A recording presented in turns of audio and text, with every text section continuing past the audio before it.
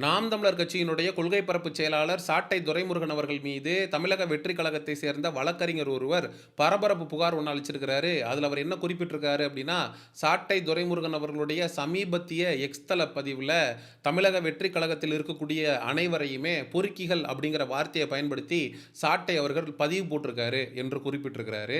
சரி, சாட்டை உண்மையிலே அப்படி ஒரு பதிவு போட்டிருக்காரா அப்படின்னு சொல்லி நம்ம சாட்டையுடைய எக்ஸ்தலத்தை பக்கத்தை போய் பார்க்கும்போது, விஜயை விமர்சிக்க எத்தனையோ காரணங்கள் இருந்தும் நடிகையோடு தொடர்பு படுத்தி பேசுவது வன்மையாக கண்டிக்கத்தக்கது. என்னங்கடா, உங்க தமிழக வெற்றி கழகத்தினுடைய தலைவர் விஜய் அவர்களுக்கு ஆதரவாக விஜய அரசியல் ரீதியாக நீங்க விமர்சிங்க, அவருடைய தனிப்பட்ட வாழ்க்கை குறித்து எந்த சூழ்நிலையிலையும் த்ரிஷாவோட சேர்த்து வச்சு பேசாதீங்கன்னு தானடா அவர் குறிப்பிட்டிருக்காரு அப்படின்னு அவசரப்பட்டு ஒரு முடிவுக்கு வந்துடாதீங்க. தலைவன் கடைசி 2 லைன்ல தான் விஷயத்தையே வச்சிருக்கிறான். ஆனால் அதை கண்டிக்க எந்த தாவேகா பொறுக்கிகளுக்கும் தகுதி கிடையாது. விஜய் அவர்களுடைய தனிப்பட்ட வாழ்க்கை குறித்து யாராவது ஒருத்தன் விமர்சிக்கிறான் அப்படின்னா அதை கண்டிக்கக்கூடிய உரிமை எங்களுக்கு இருக்கு. ஆனால் தாவேகாவில் இருக்கக்கூடிய பொறுக்கிகளுக்கு இல்லை அப்படின்னு சொல்லி சாட்டை துரைமுருகன் அவர்கள் எக்ஸ்தல பதிவு போட்டிருக்கிறாரு. அந்த பதிவு தான் இப்போ சர்ச்சைக்கு உள்ளாகி அதை வச்சு புகார் அப்படிங்கிறது அளிக்கப்பட்டிருக்கு. இது மட்டும் தானா அப்படின்னு கேட்டிங்கன்னா, தற்குறிகள் அப்படிங்கிற வார்த்தையை அடிக்கடி அவருடைய யூடியூப் சேனல்களில் தொடர்ந்து சாட்டை துரைமுருகன் அவர்கள் தாவேகாவில் இருக்கக்கூடிய தோழர்களை பார்த்து முன்வைக்கிறாரு. நான் கூட தாவேகாவுடைய உறுப்பினர் தான், என்ன தற்குறின்னு சொல்கிறாரா, என்ன பொறுக்கின்னு சொல்கிறாரா அப்படின்னு மிகுந்த வேதனையில் அந்த வழக்கறிஞர் கொடுத்த பேட்டியை பார்க்கும்போது எனக்கு உண்மையிலே ரத்த கண்ணீரே வந்துருச்சு. சார், நான் வந்து கட்சியோட உறுப்பினர், அப்ப என்னைய பொறுக்கின்னு சொல்றாரா சார்? எங்க கட்சியோட உறுப்பினர் பார்த்து அவர் பொறுக்கின்னு சொல்றதுக்கு என்ன எவிடன்ஸ் சார் இருக்காரு? என்ன பண்ணாங்க சார் அவங்க? ஆவுனா தற்குறி சொல்றாங்க. எங்கிட்ட அவர் பேசியிருக்காரா? எங்கிட்ட நாலேஜ் எதை கெயின் பண்ணிருக்காரா?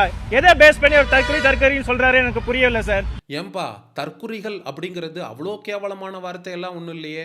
தற்குறி என்பது கல்வி அறிவில்லாதவர்களை குறிக்கக்கூடிய ஒரு சொல் தான் தற்குறி. நிறைய இடங்களில் இந்த தமிழக வெற்றி கழகத்தில் இருக்கக்கூடிய நபர்கள் படிப்பறிவு இல்லாத அன்எஜுகேட்டட் நபர்களாக தானே செயல்பட்டுருக்காங்க. அஜித்குமார் அவர்கள் வந்து கஸ்டடியில் டெத் ஆகிடுறாரு. அதுக்கு ஜஸ்டிஸ் ஃபார் அஜித்குமார்னு விஜய் தலைமையில் சென்னையில் ஒரு நிகழ்வு நடைபெறுது. அங்கே வந்த தமிழக வெற்றி கழகத்தை சேர்ந்த நபர்கள் அந்த நிகழ்ச்சி முடிந்த அடுத்த கையோட அங்க சொருகி இருந்த இரும்பு ராடை எடக்கி போட்டு தண்ணி அடிச்சாங்களா இல்லையா? அதில் கட்டியிருந்த கொடிகளை கிளட்டி ஜட்டிக்குள்ளே சொருகிட்டு போனாங்களா இல்லையா? இதெல்லாம் வீடியோ ஆதாரமாக வெளியிலே இருக்கிறது. எல்லா மீடியாலையும் கொட்டி கிடக்குது இந்த தமிழக வெற்றி கழகத்தை சேர்ந்த நபர்கள் என்னென்னலாம் செஞ்சுருக்கான் அப்படின்னு. இதே மாதிரி சேலத்தில் வந்து கொள்கை விளக்க பொதுக்கூட்டம்னு ஒன்று போடுறாங்க. அப்பேன்னு பார்த்து மழை வந்துடுது. மழை வந்ததும் எல்லாரும் சேரை தூக்கிட்டு தலையில் வச்சுட்டு நின்ட்டாங்க. அது கூட அறிவியல் பூர்வமாக மழை தண்ணி வந்து சேரில் பட்டு வலிஞ்சு கீழே போயிடும். எதுக்குடா வந்து வெத்தலையில் தேங்காய் வச்சு சுற்றுனீங்க? வெத்தலையில் தேங்காவை வச்சு சுற்றுனா மழை நிற்கும்னு எவன்டா உங்களுக்கு சொல்லி கொடுத்தது? ஈவேராவை கொள்கை தலைவர்னு முன்னிறுத்துறீங்க. அவர் மூட நம்பிக்கைகளுக்கு எதிராக செயல்பட்டக்கூடிய ஒரு நபர். அவரை நீங்கள் கொள்கை தலைவர்னு போட்டு வச்சுக்கிட்டு வெற்றலையில் வந்து தேங்காவை வச்சு சுற்றுனீங்கன்னா உங்களை தற்குறிகள்னு சொல்லாமல் வேற என்னன்னு சொல்கிறது? அதுக்கப்புறம் அந்த வழக்கறிஞர் குறிப்பிடுறாரு, சாட்டை வந்து 10க்கு 10 ரூமில் உட்காந்துக்கிட்டு ஒரு யூடியூப் சேனலை வச்சுக்கிட்டு எங்களுடைய சின்னம் விசில் சின்னம் சார், அதுக்கு தமிழில் மடக்கு ஊதி அப்படின்னு ஒரு பேர் இருக்குது சார், அதை உட்காந்துக்கிட்டு அவருடைய யூடியூப் சேனலில் மடக்கு ஊதி மடக்கு ஊதி மடக்கு ஊதி அப்படின்னு திரும்ப திரும்ப சொல்லி எங்களை ரொம்ப கஷ்டப்படுத்துகிறார் சார்.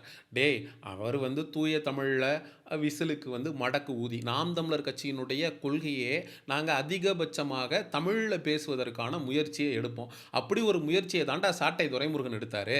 அதை ஏன்டா நீங்க தப்பா பாக்குறீங்க? எங்க கட்சியின் சிம்பல் வந்து விசில் சார். அது வந்து தமிழ் வந்து மடக்கூதின்னு ஒன்று இருக்கு சார். ஆனா அவர் வந்து பாத்தீங்கன்னா பப்ளிக் முன்னாடி வந்து தப்பான வேர்டை வந்து மிக்ஸ் பண்ணி பப்ளிசிட்டி பண்றோம் சார். இதெல்லாம் நாங்கள் வன்மையாக கண்டிச்சு அவர் மேல வழக்கு பதிவு செய்துமாறு தாழ்மையுடன் கேட்டுக்கொள்கிறோம் சார். குற்றம் உள்ள நெஞ்சு தான் குறுகுறுக்கும். அரண்டவன் கண்ணுக்கு இருண்டதெல்லாம் பேயின்ற மாதிரி எல்லாத்தையும் ஏன்டா தப்பான கண்ணோட்டத்தோட பார்க்குறீங்க? வடிவேல் காமெடியில் வர்ற மாதிரி வெளி உலகத்துக்கு வாங்க, புது புது முகங்களாக பாருங்க, கடிவாளம் கட்டின குதிரை மாதிரியே இருக்காதீங்க. அப்புறம் அந்த வழக்கறிஞர் சொல்கிறாரு, சாட்டை துரைமுருகன் 10க்கு 10 ரூமில் உட்காந்துக்கிட்டு யூடியூப் சேனல்களில் தாவேகாக்கு எதிராக விமர்சனம் வைக்கிறாராம். சரி, தேனியில் நடந்த நாம் தமிழர் கட்சியினுடைய பொதுக்கூட்டத்தில் வந்து சாட்டை பண்ண சம்பவம் உனக்கு ஞாபகத்தில் இருக்கா இல்லையா? சாட்டை அங்கே வந்து மேடையில் ஏறி மைக்கை பிடிச்சி அட்டகத்தி கிடையாது, உன்ன மாதிரி டம்மி பீஸு கிடையாது, உன்னுடைய தலைவன் ஓடுகாலி விஜய், எங்களுடைய தலைவர் தேசிய தலைவர்ரா அப்படின்னு சாட்டை பேசினப்ப இந்த வழக்கறிஞர் எங்கே போனார்? அப்போ 5 வாகனங்களில் அந்த தேனியில் நடந்த நாம் தமிழர் கட்சியினுடைய கூட்டத்தில் கலவரத்தை ஏற்படுத்தணும்னு இந்த பாண்டி தலைமையில் ஆட்களை கூப்பிட்டு லெஃப்ட் பாண்டி வந்து இப்போ வரைக்கும் தலைமறைவாக வாழ்ந்துக்கிட்டு இருக்காரா இல்லையா? உயர்நீதிமன்றத்தில் போய் மன்றாடி எப்படியாவது எனக்கு வந்து ஆன்டிசிபேட்டரி பெயில் வேணும்னு சொல்லி இப்போ தல்லாகுளம் போலீஸ் ஸ்டேஷனில் கையெழுத்து போட்டுக்கிட்டு இருக்கிறது யாரு? லெஃப்ட் பாண்டியா இல்லை சாட்டை துரைமுருகனா? அப்புறம் இந்த நபர் சொல்கிறாரு, நான் வந்து ஏசி வரைக்கும் போய் கம்ப்ளைண்ட்லாம் கொடுத்து பார்த்துட்டேங்க, யாருமே வந்து கம்ப்ளைண்ட்டை எடுக்க மாட்டேங்கிறாங்க, கம்ப்ளைண்ட் சம்மந்தமாக எனக்கு இப்போ வரைக்கும் ஒரு ஃபோன் கால் கூட வரல. யோ இதெல்லாம் கம்ப்ளைண்ட்டாக இருந்தால் தானே ஃபோன் கால் வரும்? என்ன கன்றாவியா இது? இந்த ஆள் புகார் கொடுக்குறேங்கிற பேரில் காமெடி பண்ணி வச்சிருக்கிறான். நீ பொறுக்கின்னு சொல்கிறதுக்கோ, பொறுக்கிங்கிறது கீழே போடுறத பொறுக்கிறது. தற்குறிகள் அப்படிங்கிறது கல்வி அறிவில்லாத நபர்களை தற்குறிகள்னு சொல்லுவாங்க. மடக்கு ஊதி அப்படிங்கிறது மடக்கி ஊதி அப்படிங்கிறதுக்கு பொருள். இதுக்கெல்லாம் சட்ட நடவடிக்கை எடுக்க முடியாது ராஜா. திமுகவுடைய பேச்சாளர் இருக்கார்ல சிவாஜி கிருஷ்ணமூர்த்தி, தாங்கிறது அலங்கிறது இது மாதிரியான வார்த்தைகளை பயன்படுத்தி பெண்களை இழிவுபடுத்தி ரொம்ப கேவலமாக அவர் ஒரு பக்கம் பேசிகிட்டு இருக்கார்ல ஆபாசமாக, அவர் மாதிரி பேசக்கூடிய நபர்களை தான் சட்டம் தன்னுடைய இரும்பு கரம் கொண்டு அடக்கும். அதுதான் சட்டப்படி தப்பு.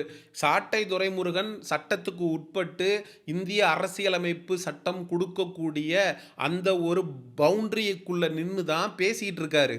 ஒவ்வொரு மேடைக்கும் போய் விஜய் அவர்கள் மைக்க பிடிச்சி 2 பேருக்கு நடுவில் தான் போட்டியே, ஒன்று டிவிக்கே இன்னொன்று டிஎம்கே அப்படின்னு வாய்கிலேயே பேசிட்டு வர்றாரு. ஆனால் கள நிலவரம் அப்படிங்கிறது ஒட்டுமொத்த தமிழக வெற்றி கழகத்தில் இருக்கக்கூடிய அனைவருடைய கவனமும் சாட்டை துரைமுருகன் மேலே இருக்குது. இது தமிழக வெற்றி கழகத்தினுடைய எதிர்காலத்திற்கு மிகப்பெரிய ஆபத்து. ஏன்னா இண்டிவிஜுவல் சாட்டை துரைமுருகனுக்கு எதிராக ஒட்டுமொத்த டிவிக்கேவும் இருக்குது. இவங்க 2 பேருக்கும் நடுவில் தான் போட்டி அப்படின்னு ஒன்று இருக்குது. அப்படிங்கிறது மிகப்பெரிய ஆபத்தில் போய் முடியும் அப்படின்னு தெரிஞ்சுக்கிட்ட இந்த நபர்கள் நேரடியாக சாட்டை துரைமுருகனை அட்டாக் பண்ணாம பின்னாடி இருந்து இது போன்ற நபர்களை கம்ப்ளைண்ட்டை கொடு அப்படின்னு தூண்டி விட்டு வேடிக்கை பார்க்குறானுங்க. ஏன்டா பின்னாடி இருந்து கல்லெறியறீங்க? நேரடியாக தான் மோதுங்களேன். இதே தமிழக வெற்றி கழகத்தில் வழக்கறிஞர் பிரிவுன்னு ஒன்று இருக்கா இல்லையா? சாட்டை துரைமுருகன் அவர்கள் விஜய்க்கு எதிராக தரைக்குறைவாக பேசிட்டாரு, கீழ்த்தனமாக பேசிட்டாரு, கேவலமாக பேசிட்டாருன்னா உங்கள் வழக்கறிஞர் அணி என்ன பண்ணிக்கிட்டு இருக்கு? அவங்கள வச்சு நீ வந்து சாட்டை கிட்ட நேராக மோதணும். அதை விட்டுட்டு எவனோ ஒருத்தனை தூண்டி விட்டு அவன் போய் கம்ப்ளைண்ட் கொடுத்தானா போலீஸ் ஆஃபீஸர்ஸ் வந்து கால் பண்ணலையா, நீ கொடுத்ததுக்கு பேர் கம்ப்ளைண்ட்டா? தற்குறிகள், பொறுக்கிகள், மடக்கு ஊதிகள் இதுக்கெல்லாம் யாராவது ஆக்ஷன் எடுப்பாங்களா?